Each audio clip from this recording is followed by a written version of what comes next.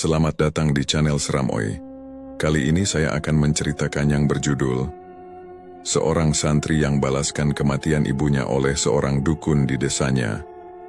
Dan ini dia selengkapnya. Sore itu langit desa Sendang Geni tampak murung. Awan menggantung rendah, menebarkan warna kelabu yang memeluk perbukitan.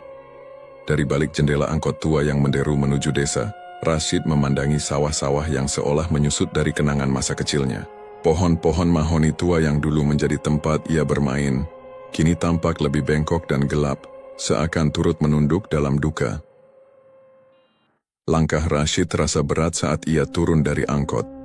Tas kain sederhana berisi kitab dan beberapa pakaian disampirkan di bahu. Tak ada yang menyambut, tak ada yang menyapa. Padahal dulu, saat ia pertama kali berangkat ke pesantren, hampir setengah warga desa ikut mengantar, termasuk ibunya, Bu Wagini, dengan senyum bangga dan mata basah. Kini, semuanya sunyi, rumah tua yang ditinggalkannya 5 tahun lalu berdiri bisu di ujung gang, cat birunya memudar, dan dedaunan kering menumpuk di serambinya.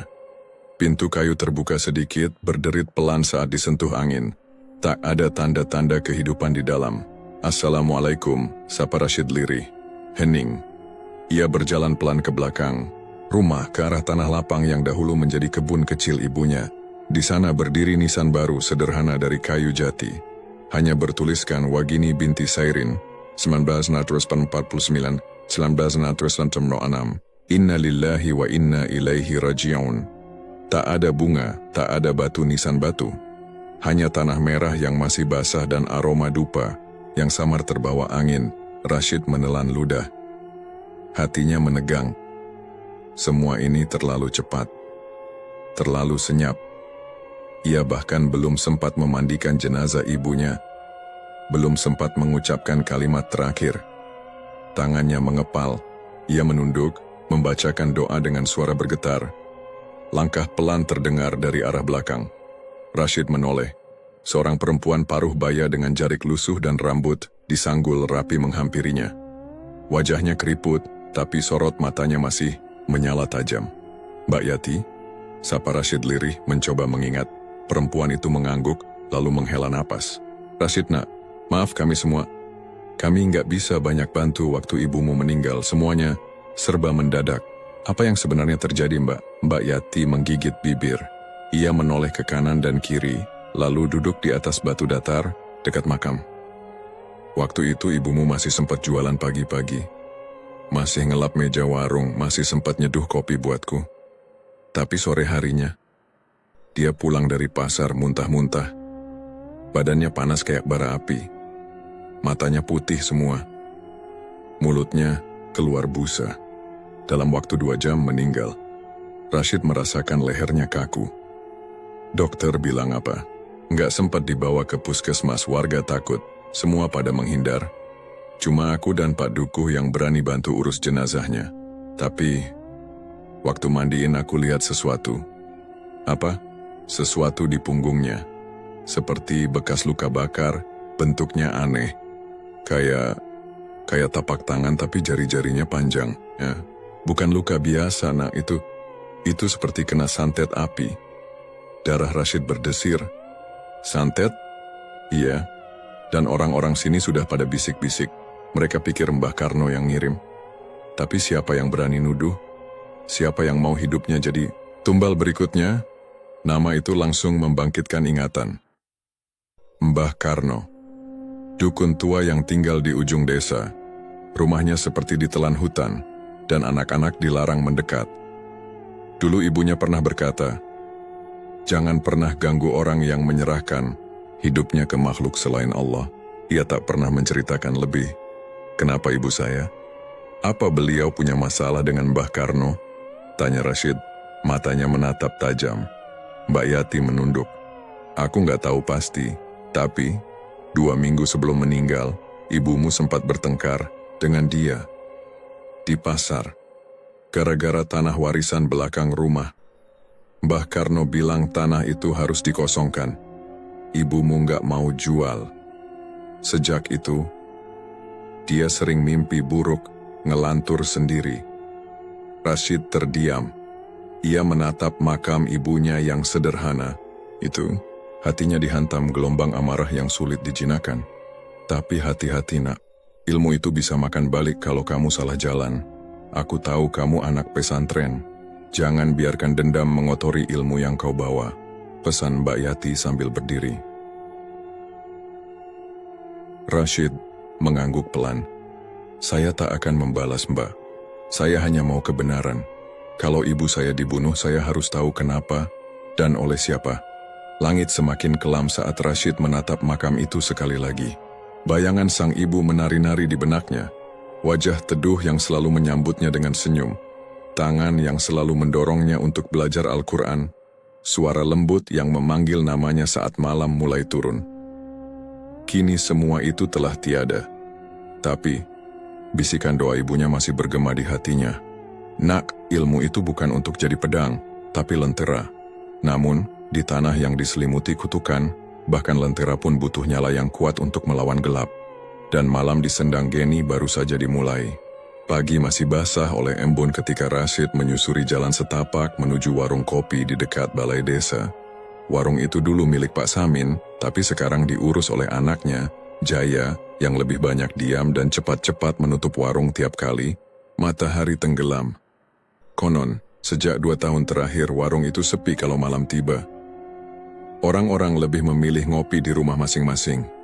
Tak ada lagi tawa, tak ada cengkerama larut malam seperti dulu. Rashid melangkah pelan, kepalanya tertutup, peci hitam kusam, dan sorot matanya awas mengamati sekeliling. Ia tak ingin terlalu mencolok. Setelah pemakaman ibunya yang sunyi dan petunjuk samar dari Mbak Yati, hatinya dipenuhi tanya. Siapa yang benar-benar tahu apa yang terjadi? Saat sampai di warung, 3 orang laki-laki tua sedang duduk di sudut, ngobrol pelan sambil mengisap rokok kretek yang asapnya menggantung di udara. Satu dari mereka, Pak Min, tampak gugup saat melihat Rashid masuk. Mereka menghentikan obrolan. Jaya menyambutnya dengan anggukan singkat. Wedang jahe mas, tawarnya kaku. Rashid mengangguk dan duduk di pojok dekat dinding kayu. Ia mendengar potongan percakapan sebelumnya. Tumbalnya gagal katanya, makanya sekarang dia butuh pengganti. Malam Jumat lagi, hening seketika menyergap ruangan. Rashid pura-pura tak mendengar. Ia menunduk, mengusap meja yang berdebu dengan jari telunjuk. Tak lama, seseorang masuk dari pintu belakang. Langkahnya agak goyah, dan napasnya tercium bau tua. Rashid mengenal wajah itu meski sudah lama tak bertemu. Darto, gumamnya. Darto, lelaki bertubuh kurus dengan rambut acak-acakan dan mata sayu, dulunya teman sepermainan Rashid. Tapi setelah Rashid mondok, Darto tumbuh liar, sering mabuk dan terlibat perkelahian kecil. Kini wajahnya lebih tua dari usianya. Heh, Rashid? Sapa Darto setengah tertawa, setengah terbatuk. Pulang juga kau akhirnya. Sayang cuma ketemu ibumu di Tanah Merah. Rashid menatapnya dingin. Kau tahu apa soal ibu saya toh? Darto duduk menyambar gelas kopi sisa di meja. Ia meneguknya tanpa peduli siapa pemiliknya. Kau nanya soal ibumu. Berarti kau belum tahu semuanya, katanya seraya bersandar. Orang-orang sini pura-pura nggak tahu, padahal semua pada takut. Tapi aku... Ia menepuk dada. Aku nggak peduli. Sudah nggak ada yang bisa kuhilangkan dari hidup ini. Rashid mencondongkan tubuh. Kau dengar cerita tentang santet itu? Tentang Mbah Karno? Orang-orang tua di sudut ruangan langsung berdiri. Salah satunya membisik ke temannya. Wes ayo lungo. Nek Wes nyebut-nyebut jeneng kae. Mereka pergi tergesa, meninggalkan warung dalam keheningan tegang. Darto tertawa kecil. Lihat, baru disebut namanya aja. Orang-orang kencing di celana. Bilang, saja toh. Apa hubungan Mbah Karno dengan ibu saya? Darto memejamkan mata sejenak, lalu menghela napas panjang. Dulu, waktu kau masih di pesantren, ibumu sempat berselisih dengan Mbah Karno. Tanah belakang rumah kalian itu, katanya jalur kuno. Tempat lewatnya sesuatu ibumu nggak percaya. Tapi Mbah Karno bersikeras, dia minta tanah itu dikosongkan, bahkan sempat menawarkan uang. Tapi Bu Wagini malah melaporkannya ke Pak Dukuh. Rashid menggigit bibirnya.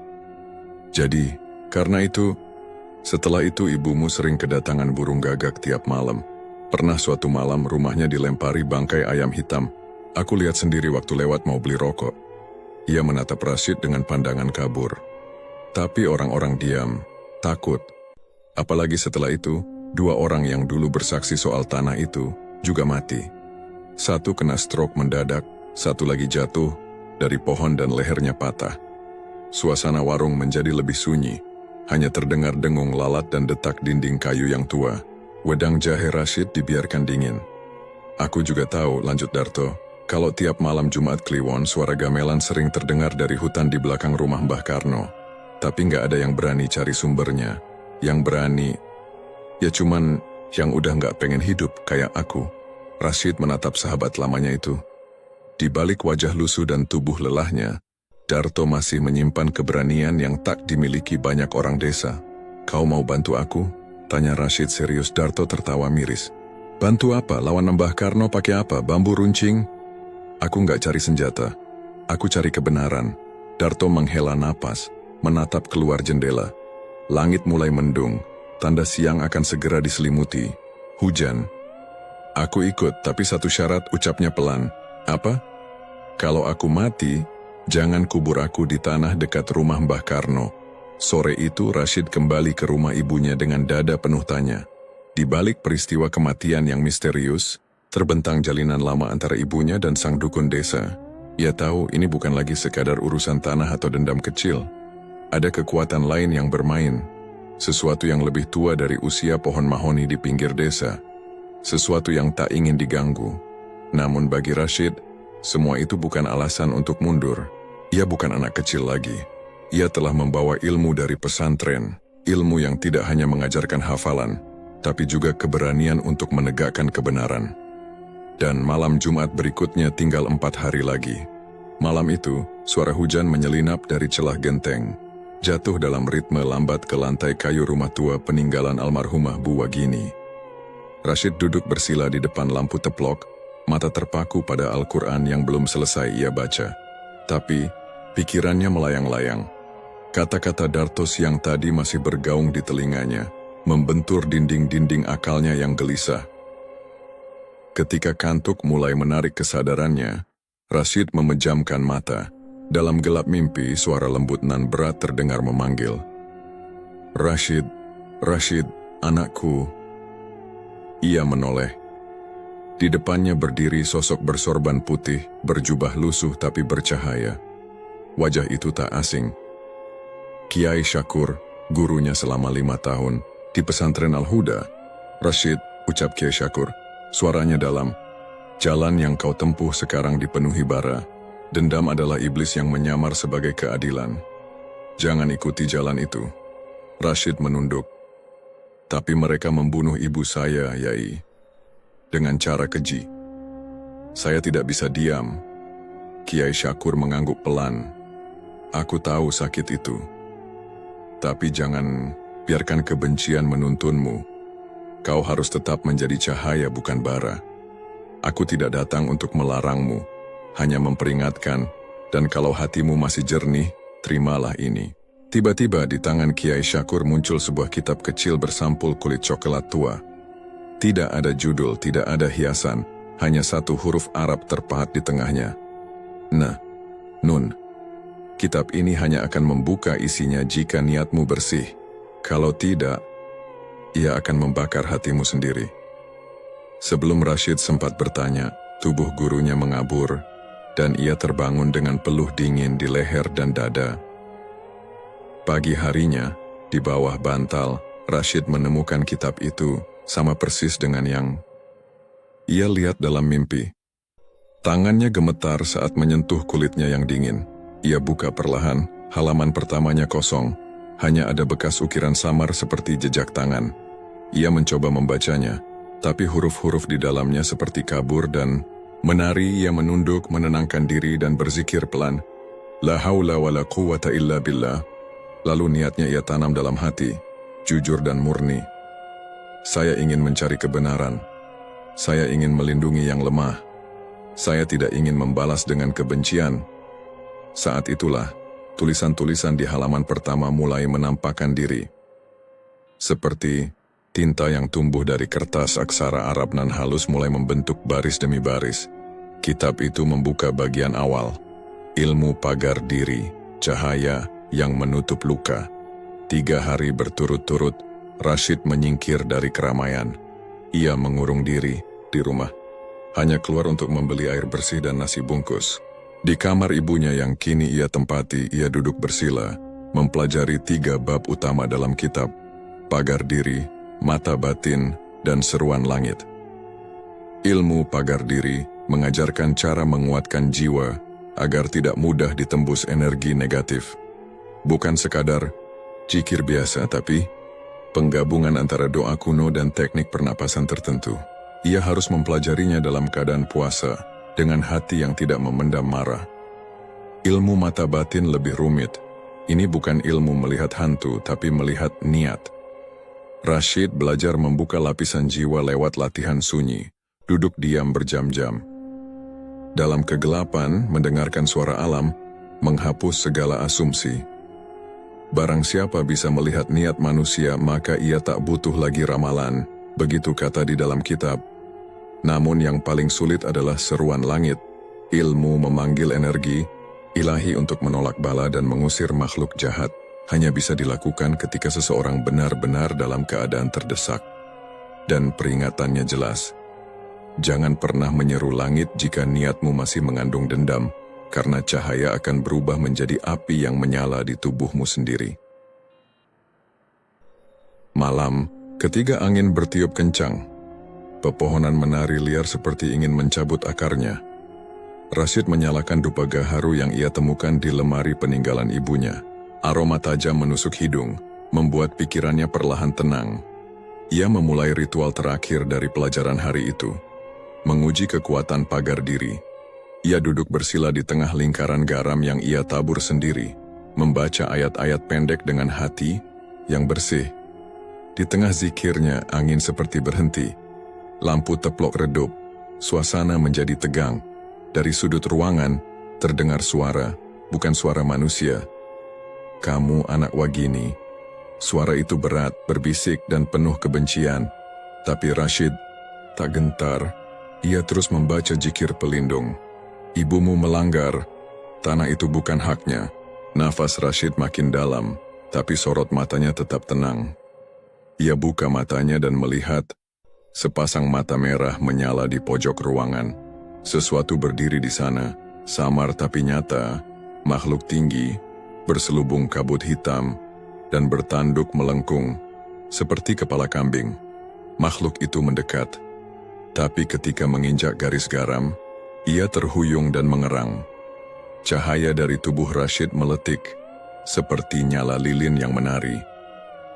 "Kau bukan anak biasa," desis makhluk itu. "Dan kau bukan manusia," jawab Rashid pelan. Makhluk itu mundur perlahan lalu lenyap bersama angin yang tiba-tiba reda. Rashid membuka matanya sepenuhnya. Nafasnya berat, tubuhnya lemas. Tapi dalam hatinya ada kedamaian aneh yang baru pertama kali ia rasakan. Ia tahu malam itu bukan sekadar ujian, itu peringatan bahwa langkahnya mulai mengguncang sesuatu di dunia yang tidak kasat mata, dan ia belum berniat berhenti. Di luar rumah, di antara sela pepohonan bambu yang rimbun, sepasang mata mengintip dari kejauhan. Mata itu milik seseorang yang sudah tua, berjubah gelap, dengan rambut digelung di kepala seperti seekor ular tidur. Mbah Karno menyeringai, menyaksikan cahaya dari rumah Bu Wagini. Anaknya ternyata lebih berbahaya dari ibunya, gumamnya lirih. "Kalau begitu, kita harus panggil yang lama tidur." Malam belum sepenuhnya jatuh ketika Rashid menyelinap keluar rumah, hanya berbekal senter kecil, dan kitab kecil bersampul kulit yang kini selalu ia simpan di saku dalam.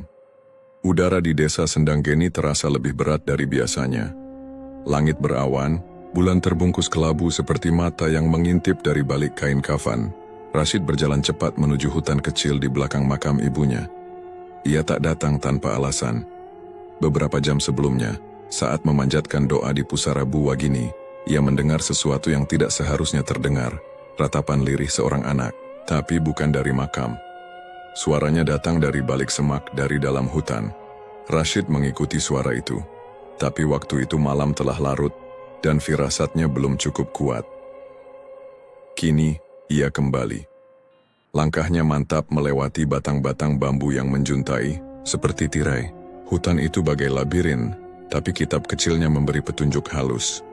Setiap kali ia melafalkan ayat tertentu, daun-daun bergerak seolah mengarahkannya. Dan di antara kabut tipis, ia menemukan celah batu yang tertutup semak berduri.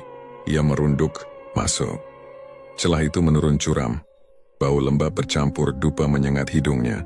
Dinding gua berlumut, tapi ada bekas goresan yang bukan alami. Garis-garis membentuk simbol-simbol kuno, seperti aksara Jawa kuno yang tercampur dengan tulisan dari dunia yang berbeda. Semakin dalam ia melangkah, makin terdengar jelas bunyi kidung. Bukan tembang biasa, suaranya berat bergetar seperti digemakan dari rongga dada yang berumur ribuan tahun. Tumbal keempat, darah yang bisu, bukalah pintu air mata, jalan bagi mereka yang tertidur, agar kuasa malam turun di kepala. Rashid bersembunyi di balik batu besar, dan di sanalah ia melihatnya. Lingkaran api yang membentuk segitiga, di tengahnya seorang anak kecil, kurus, berbalut kain lusuh. Matanya kosong, mulutnya terbuka, tapi tak ada suara keluar. Bocah tunawicara, Diao. Sekelilingnya 5 sosok berjubah hitam bersujud, dan 1 berdiri. Tinggi, tua dan berjanggut putih kusut, Mbah Karno. Tatapannya kosong, tangannya menggenggam keris pusaka yang ujungnya meneteskan darah ayam hitam. Dengan darah ini, kami buka pintu air mata.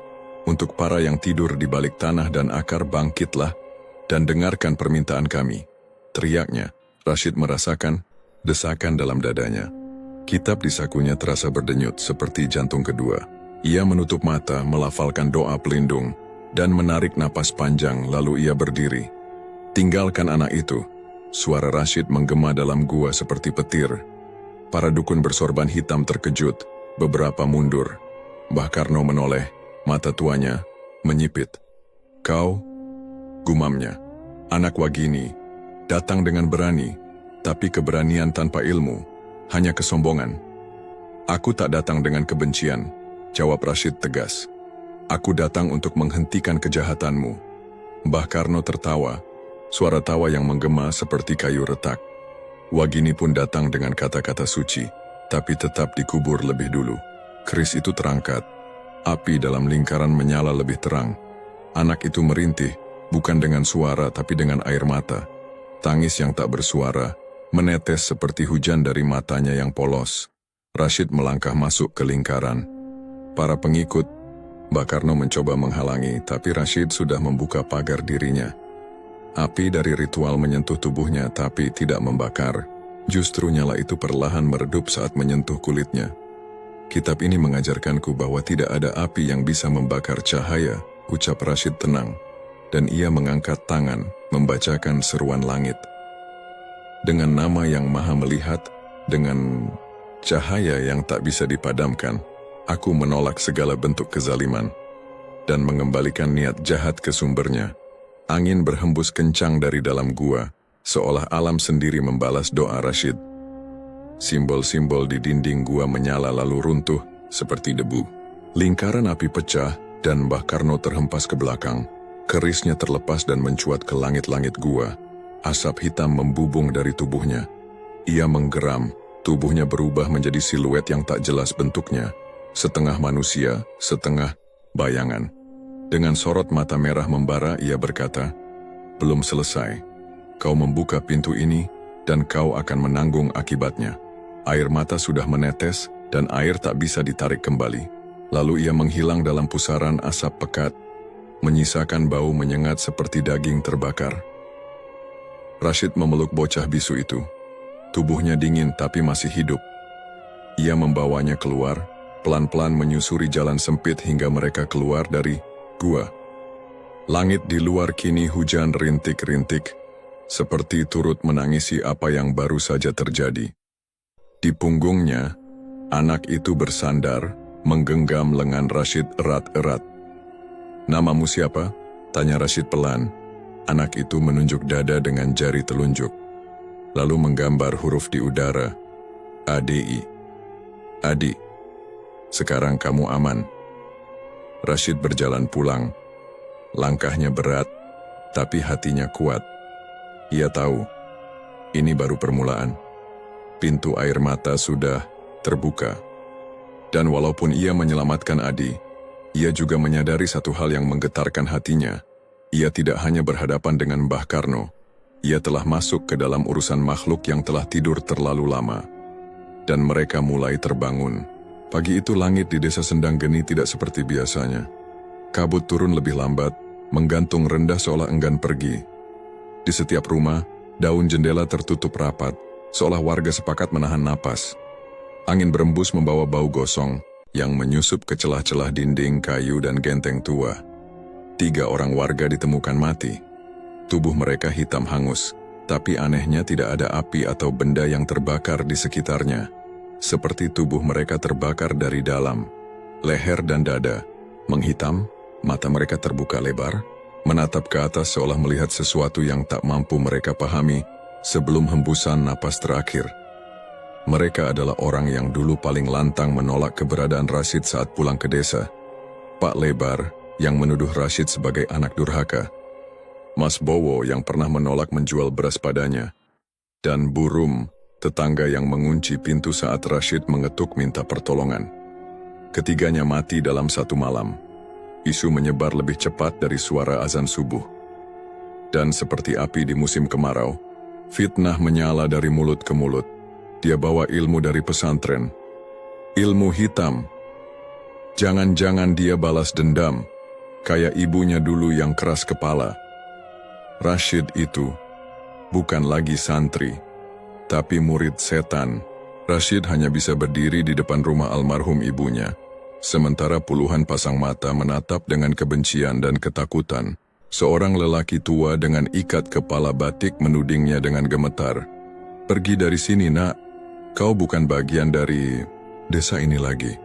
Kau bawa celaka. Kalau engkau masih di sini malam ini, kami sendiri yang akan kubur kau seperti ibumu. Darto yang datang terburu-buru mencoba menenangkan, tapi warga sudah tersulut. Batu pertama dilempar mengenai pintu, batu kedua mengenai bahu Rashid. Darto menarik tangan sahabatnya itu. Ayo, kita pergi dulu. Ini bukan saatnya melawan. Mereka berdua mengungsi ke gubuk tua di ladang belakang rumah Pak Lurah yang sudah kosong bertahun-tahun. Malamnya Rashid duduk di pojok ruangan, menggenggam kitab kecil itu dengan gemetar. Bukan karena takut pada warga, tapi karena ia sadar, 3 nyawa melayang. Dan itu bukan kebetulan. Mbah Karno murka, gumamnya. Dia kehilangan tumbal. Bocah bisu itu adalah bagian dari 4 pengunci. Tapi saat satu dikacaukan, kemarahan itu mencari pengganti. Pengganti? Darto duduk di sebelahnya. Wajahnya lelah, tapi matanya tetap waspada. Kau maksud mereka yang mati itu jadi tumbal pengganti? Rashid mengangguk. Dan selama pintu gaib terakhir belum ditutup, kematian akan terus terjadi. Mbah Karno sudah tidak bermain diam-diam lagi. Dia sedang membuka jalan agar kekuatan yang lebih besar bisa lepas. Darto diam, memandang lantai tanah. Lalu, pintu gaib itu ada di mana? Rashid membuka kitabnya, membalik lembaran dengan teliti. Di antara halaman-halaman yang mulai rapuh, ia menunjuk pada satu sketsa. Gambar 3 gerbang batu membentuk segitiga, dan 1 garis samar ke arah selatan. 4 gerbang. 1 di gua tempat kita temukan Adi. 2 lagi kemungkinan tersembunyi di wilayah desa yang dulu pernah jadi pusat kerajaan kecil. Dan 1 terakhir. Ia mengernyit. Ada petunjuk samar. Dikatakan pintu keempat adalah lubang dalam tanah tempat air tak pernah mengalir. Darto menegakkan tubuh. Sumur mati? Bisa jadi. Aku tahu 1, bisik Darto. Sumur buta di pinggir kebun belakang rumah mantan dukun bajingan itu, Mas Tirta. Waktu kecil aku pernah jatuh ke sana. Nggak ada airnya, cuma angin. Orang-orang bilang itu tempat jin. Besok pagi, kita ke sana. Namun malam itu mereka tak bisa tidur. Angin di luar gubuk membawa suara. Suara tangis, tapi bukan tangis manusia. Lebih seperti lenguhan lembut.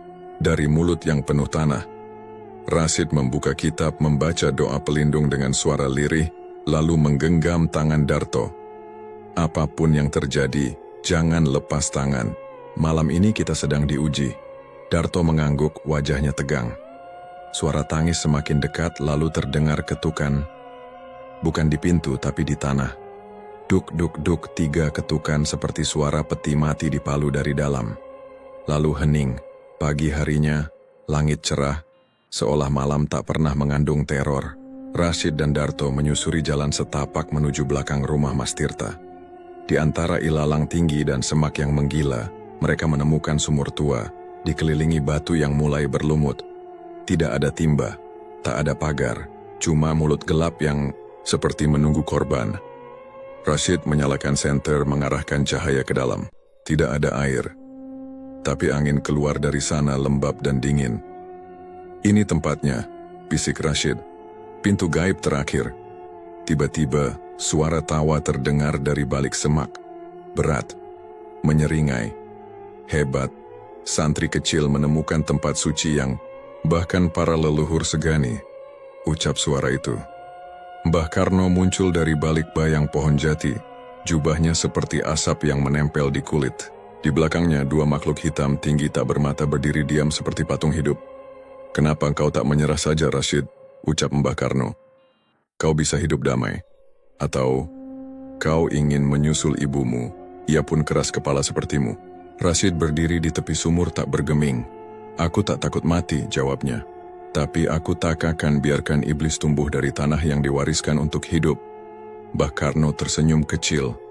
"Kalau begitu, mari kita mulai pertunjukannya, santri." Dan dari balik sumur, suara tangis anak-anak mulai terdengar lagi. Kali ini, lebih banyak, lebih keras, lebih putus asa. Langit Jumat Kliwon itu seperti menggantung lebih rendah dari biasanya. Awan hitam mengendap, petir tak kunjung menyambar, hanya kilat yang sesekali menyayat langit tanpa suara. Rashid dan Darto berdiri di depan bangunan tua yang sudah lama terbengkalai, bekas rumah masa kecil Bu Wagini, ibunya. Dinding papan sudah lapuk, atap sebagian roboh dan bau anyir bercampur tanah basah memenuhi udara. Darto menoleh dengan wajah cemas. "Kau yakin dia di sini?" Rashid mengangguk perlahan. "Tempat kenangan terakhir ibu, tempat paling cocok bagi Mbah Karno membuka gerbang antara dunia." Mereka masuk perlahan. Lantai berderit setiap kali diinjak. Di ruang tengah, lilin-lilin hitam menyala membentuk lingkaran, dan di tengahnya berdiri sosok tinggi berjubah kelabu. Mbah Karno. Di tangannya tongkat tua dengan kepala ular. Di belakangnya sesosok bayangan samar mulai terlihat. Perempuan. Wajahnya mirip Bu Wagini. Darah Rashid berdesir. Ia melangkah maju tapi langkahnya terhenti. Mata sosok itu menatapnya. Penuh kerinduan tapi juga kehampaan. "Bu," bisiknya. Suaranya bergetar, bukan karena takut, tapi karena rindu yang belum sempat disampaikan. "Dia bukan ibumu," kata Darto lirih dari belakang. Namun Mbah Karno terkekeh. "Tapi dia juga bukan ibumu, santri. Ia adalah yang lahir dari tangis dan dendammu. Pintu air mata telah kubuka, dan inilah hasilnya. Jiwa yang kau inginkan, tapi tak bisa kau miliki." Rashid menunduk. Hatinya berkecamuk. Wajah itu terlalu mirip. Senyumnya, sorot matanya, bahkan aroma tubuhnya, semuanya seperti Bu Wagini. Ia melangkah mendekat, tapi setiap langkah membuat suara dalam hatinya semakin bingung. Sosok itu membuka mulut. "Nak, kau pulang?" Tangis pecah. Lutut Rashid melemas. Ia ingin memeluk, ingin menebus, ingin kembali menjadi anak yang memeluk ibunya tanpa takut. Tapi lalu ia teringat satu hal. Nasihat terakhir dari Kiai Syakur dalam mimpi beberapa malam lalu. Jangan biarkan kerinduan mengubur kebenaran. Cinta sejati tak memaksa tapi membebaskan. Rashid berdiri, tangan gemetar. Ia membuka kitab kecil dari balik bajunya, lalu membacakan doa dari halaman terakhir, doa pengusir tipuan yang hanya bisa keluar dari hati yang lapang. "Ya Allah, terangilah hati kami dengan kasih-Mu, bukan amarah kami sendiri." Buka jalanmu yang lurus meski di depanku adalah wajah ibu yang tak sempat kucium terakhir kali. Sosok itu mulai menggeliat, wajahnya memudar. Senyumnya berubah jadi senyum getir, lalu menjadi jerit. Mbah Karno meraung. Kau lebih memilih doa daripada kekuatan, bodoh. Kau bisa kuasai desa ini. Kau bisa menghidupkan ibumu kembali. Rashid memandang lurus ke arah Mbah Karno. Ibuku sudah mati, tapi aku masih hidup dan hidup ini bukan untuk dendam. Seketika angin berputar di dalam rumah. Lilin padam satu persatu. Sosok perempuan itu hancur jadi kabut. Tapi dari pusaran itu muncul makhluk lain. Tinggi, gelap, bersayap robek, matanya kosong seperti jurang tak berujung. Dia panggil sesuatu yang bahkan dia sendiri tak kuasai, kata Rashid. Makhluk dari balik pintu air mata. Darto meraih tangan Rashid. Apa kita bisa kalahkan itu? Rashid mengangguk pelan. Bukan dengan tenaga, tapi dengan kelapangan. Ia duduk bersila, membentuk lingkaran kecil dari garam dan bunga melati yang ia bawa sejak sore. Ia mulai membaca doa-doa yang diajarkan Kiai Syakur. Doa perlindungan, doa cahaya, doa cinta. Makhluk itu mengaum, tapi tiap bacaan membuatnya mengecil. Asap hitam di tubuhnya luruh. Mbah Karno berusaha mempertahankan wujudnya, tapi kini tubuhnya pun mulai terangkat oleh angin pusaran. Tidak, aku belum selesai. Aku masih butuh satu tumbal lagi. Rashid membuka matanya. Ia bangkit menatap lurus ke arah Mbah Karno. Cukuplah, kau sudah ambil terlalu banyak. Sekarang waktumu selesai. Dengan kalimat itu ia melempar satu ayat terakhir ke arah pusaran. Angin terdiam, lalu meledak dalam cahaya. Rumah itu bergetar, lalu ambruk perlahan. Rashid terbangun di tanah lapang. Fajar mulai muncul dari timur, dan aroma embun menggantikan bau darah dan tanah malam sebelumnya. Darto duduk di sebelahnya, luka kecil di keningnya. Sudah selesai? Tanya Darto. Rashid mengangguk. Belum sepenuhnya, tapi pintu itu sudah tertutup. Mereka berdiri memandang bekas rumah masa kecil Bu Wagini yang kini tinggal puing dan debu. Bu, bisik Rashid menatap langit. Maaf, aku hampir biarkan dendam mengotori nama kita. Langit menjawab dengan kesunyian yang hangat. Rashid tersenyum kecil. Sekarang saatnya memulai pagi. Langit cerah memayungi desa Sendang Geni. Setelah malam yang porak-poranda oleh kegelapan, pagi itu seperti baru saja lahir. Burung-burung mulai bernyanyi lagi, dan embun jatuh perlahan dari dedaunan, seperti air mata, yang kini berhak jatuh dalam kedamaian. Rashid berdiri sendirian di atas makam ibunya. Tangan kirinya menggenggam Al-Quran kecil warisan Kiai Syakur, sedangkan tangan kanannya menyentuh nisan batu sederhana bertuliskan, Wagini binti Darso, wafat dalam ridha Allah. Tanah makam masih tampak baru, tapi tak lagi memancarkan aura, gelisah seperti hari pertama ia tiba. Tak ada lagi angin yang berdesir dingin, tak ada bisikan lirih dari balik pepohonan. Semuanya diam, tenang, dan usai. Ia duduk bersila, menghamparkan sajadah kecil dan membaca surah Yasin dengan suara pelan. Satu ayat, satu helaan napas. Bukan lagi didorong oleh dendam, melainkan oleh cinta.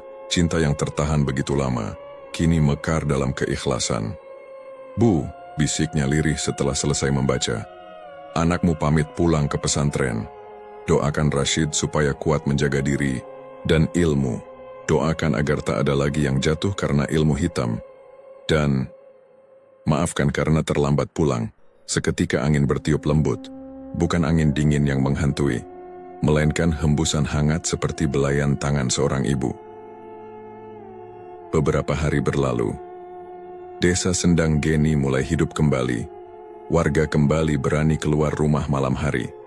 Di warung kopi, obrolan tidak lagi diselimuti ketakutan.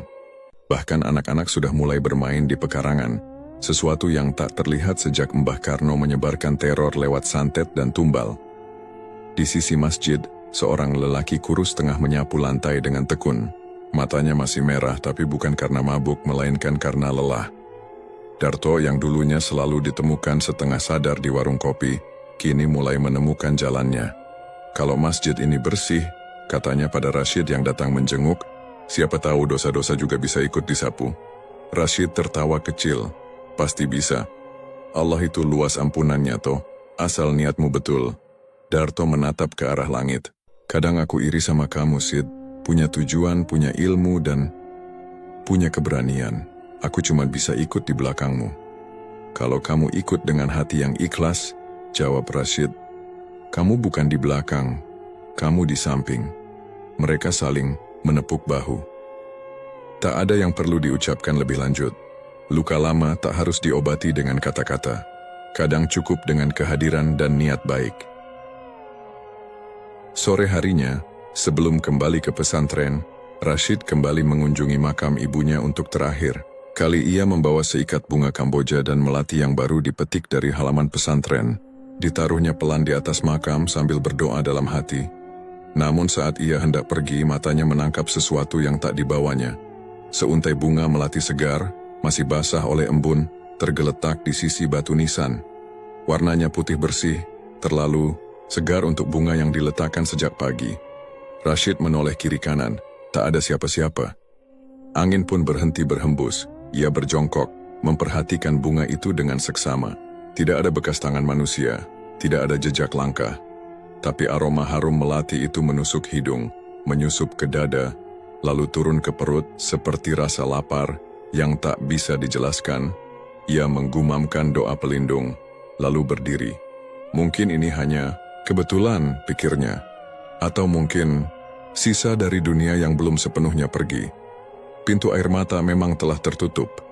Tapi siapa bisa memastikan apa yang ada di balik pintu lain yang belum dibuka? Rashid melangkah perlahan, menuruni jalan setapak dari pemakaman. Dari kejauhan, lonceng kecil masjid mulai berdenting menandakan waktu asyar.